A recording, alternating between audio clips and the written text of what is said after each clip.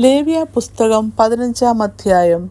യഹോവ പിന്നെയും മോശയോടും അഹരോനോടും അരുളിച്ചെയ്തത്, നിങ്ങൾ ഇസ്രായേൽ മക്കളോട് പറയേണ്ടതെന്തെന്നാൽ, ആർക്കെങ്കിലും തൻ്റെ അംഗത്തിൽ ശുക്ലസ്രവം ഉണ്ടായാൽ അവൻ സ്രവത്താൽ അശുദ്ധനാകുന്നു. അവൻ്റെ സ്രവത്താലുള്ള അശുദ്ധിയാവിത്. അവൻ്റെ അംശം സ്രവിച്ചുകൊണ്ടിരുന്നാലും അവൻ്റെ അംഗം സ്രവിക്കാതെ അടഞ്ഞിരുന്നാലും അത് അശുദ്ധി തന്നെ. സ്രവക്കാരൻ കിടക്കുന്ന കിടക്കയൊക്കെയും അശുദ്ധം, അവനിരിക്കുന്ന സാധനമൊക്കെയും അശുദ്ധം. അവൻ്റെ കിടക്ക തൊടുന്ന മനുഷ്യൻ വസ്ത്രം അലക്കി വെള്ളത്തിൽ കുളിക്കുകയും സന്ധ്യ വരെ അശുദ്ധനായിരിക്കുകയും വേണം. സ്രവക്കാരൻ ഇരുന്ന സാധനത്തിന്മേൽ ഇരിക്കുന്നവൻ വസ്ത്രം അലക്കി വെള്ളത്തിൽ കുളിക്കുകയും സന്ധ്യ വരെ അശുദ്ധനായിരിക്കുകയും വേണം. സ്രവക്കാരൻ്റെ ദേഹം തൊടുന്നവൻ വസ്ത്രമലക്കി വെള്ളത്തിൽ കുളിക്കുകയും സന്ധ്യ വരെ അശുദ്ധനായിരിക്കുകയും വേണം.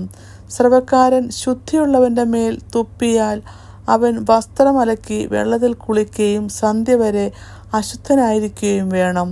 സ്രവക്കാരൻ കയറിപ്പോകുന്ന ഏതു വാഹനവും അശുദ്ധമാകും. അവൻ്റെ കീഴെ ഇരുന്ന ഏതിനെയും തൊടുന്നവനെല്ലാം സന്ധ്യ വരെ അശുദ്ധനായിരിക്കണം.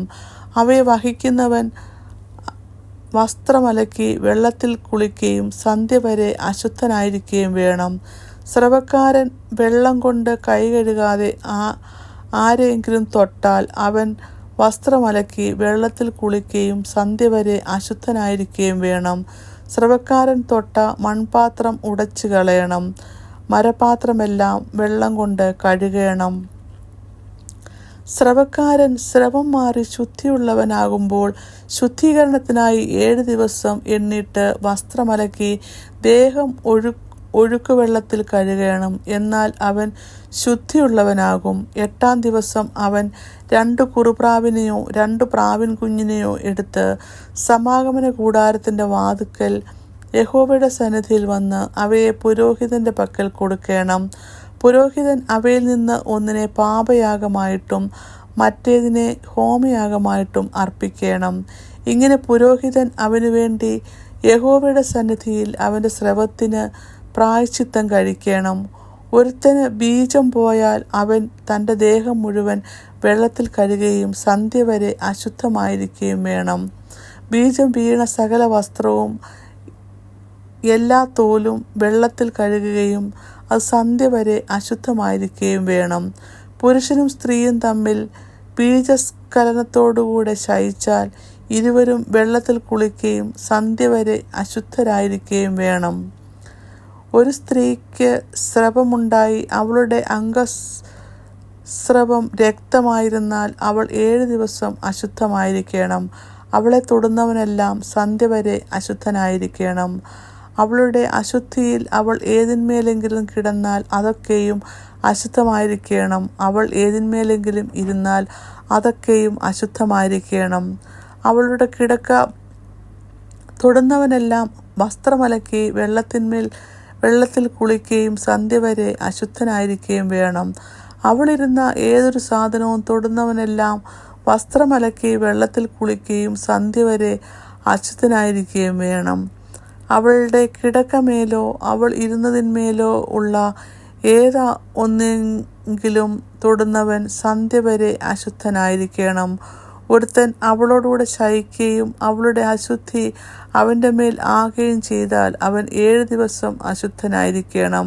അവൻ കിടക്കുന്ന കിടക്കയൊക്കെയും അശുദ്ധമാകും.